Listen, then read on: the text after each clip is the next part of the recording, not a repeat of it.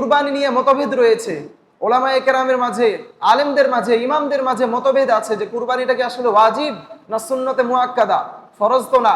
যদি ফরজ হতো তাহলে আল্লাহ রাব্বুল আলামিন আমাদের উপর বিধান নাজিল করে দিতেন, আমাদের উপরে বিধান আরোপিত করে দিতেন যে হ্যাঁ ফরজ করা হয়েছে, যেমন নামাজ ফরজ করা হয়েছে, কিন্তু কুরবানি আমাদের উপর ফরজ নয়। তবে এই কুরবানি নিয়ে ইখতিলাফ আছে।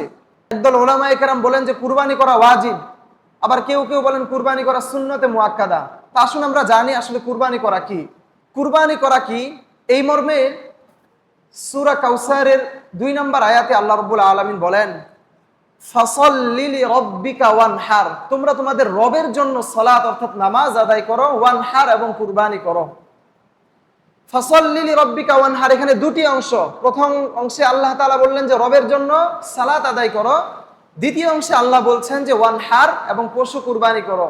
এই ওয়ানহার দ্বারা উদ্দেশ্য তাফসীরের কিতাবে এসেছে, ওয়ানহার বলা হয় আরব দেশে আগে উট ছিল, তো ওয়ানহার দ্বারা উদ্দেশ্য ছিল ছুরি বা বর্ষা দিয়ে উটের গলায় আঘাত করা। আমরা যেমন গরু এভাবে জবেহ করি, উটকে আঘাত করতে হয় ছুরি দিয়ে, একটা আঘাত করে দিলে কুরবানি হয়ে যায়। আর ওয়ানহার দ্বারা মূল উদ্দেশ্য তাফসীর কারকগণ আমাদেরকে বুঝিয়েছেন যে এই ওয়ানহার দ্বারা উদ্দেশ্য হচ্ছে কুরবানি করা, অর্থাৎ আমরা যে পশু কুরবানি করি। আরব দেশে তখন পশু উট ছিল, কিন্তু আমাদের সময় উটের প্রচলন তেমন নাই, চাইলেও আমরা পাই না, খুবই কম। আমাদের সময় যে পশু আছে আমরা এই পশুকে উপর করে কাত করে শুয়ে কেবলামুখী করে আমরা জবাই করব। এখানে লক্ষণীয় বিষয় হচ্ছে ওয়ানহার বলা হয়েছে, যারা আরবি বুঝবে তারা এটা খুব ভালো করেই বুঝতে পারবে যে ওয়ানহার এটা আমরের সিগা। আমরের সিগা তখনই উল্লেখ করা হয় যখন আল্লাহ তাআলা এটাকে বাধ্যকতা করে দেন, আবশ্যক করে দেন। ফরজ কিন্তু বলেন নাই, কিন্তু ওয়ানহার মানে তুমি এটা করো, তোমাকে করতে হবে, আল্লাহ আদেশ করছেন, আল্লাহ এখানে আদেশ করছেন। তো অনেক ওলামায়ে কেরাম এই আমর অর্থাৎ আদেশ থেকে বলেন যে কুরবানি করা ওয়াজিব, বা হানাফি মুজতাহিদগণ তারাও বলেন যে কুরবানি করা ওয়াজিব। আবার একদল উলামায়ে কেরাম বলেন যে কুরবানি করা সুন্নতে মুআক্কাদা। কেন? কারণ নবী সাল্লাল্লাহু আলাইহি ওয়াসাল্লাম এবং আল্লাহ তাআলা সরাসরি বলেন নাই যে এটা ফরজ, বা সরাসরি বলেন নাই যে এটা ওয়াজিব।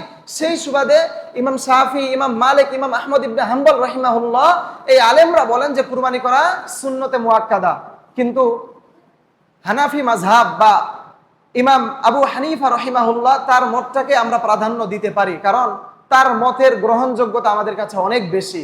নবী সাল্লাল্লাহু আলাইহি ওয়াসাল্লাম বলেন, মান কানা লাহু সাআতুন ওয়া লাম ইউদহি ফালা ইয়াকরাবান্না মুসাল্লানা, যাদের সামর্থ্য থাকা সত্ত্বেও কুরবানি করছে না তারা যেন আমাদের ঈদগাহের আশেপাশেও না আসে, ঈদগাহের আশেপাশেও যেন না আসে।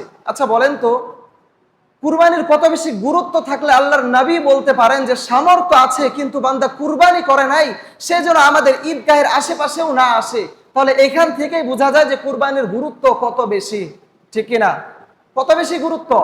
নয়তো আল্লাহর নবী এভাবে বাধ্যবাধকতা বা আবশ্যক করতেন না, তাদেরকে এভাবে ধমকি দিতেন না যে তোমরা যারা কুরবানি করছো না সামর্থ্য থাকা সত্ত্বেও তোমরা যেন আমাদের ঈদগাহের আশেপাশে না আসো।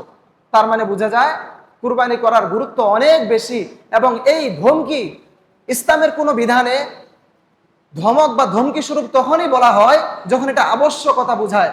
আল্লাহ রাব্বুল আলামিনের সূরা কাউসারের 2 নম্বর আয়াত এবং নবী সাল্লাল্লাহু আলাইহি ওয়াসাল্লামের হাদিস থেকে আমরা বুঝতে পারি কুরবানি করা ওয়াজিব, আমাদেরকে করতে হবে। সামর্থ্য থাকা সত্ত্বেও যদি কুরবানি না করি, নবী সাল্লাল্লাহু আলাইহি ওয়াসাল্লাম বলেন সে যেন আমাদের ঈদগাহের আশেপাশেও না আসে।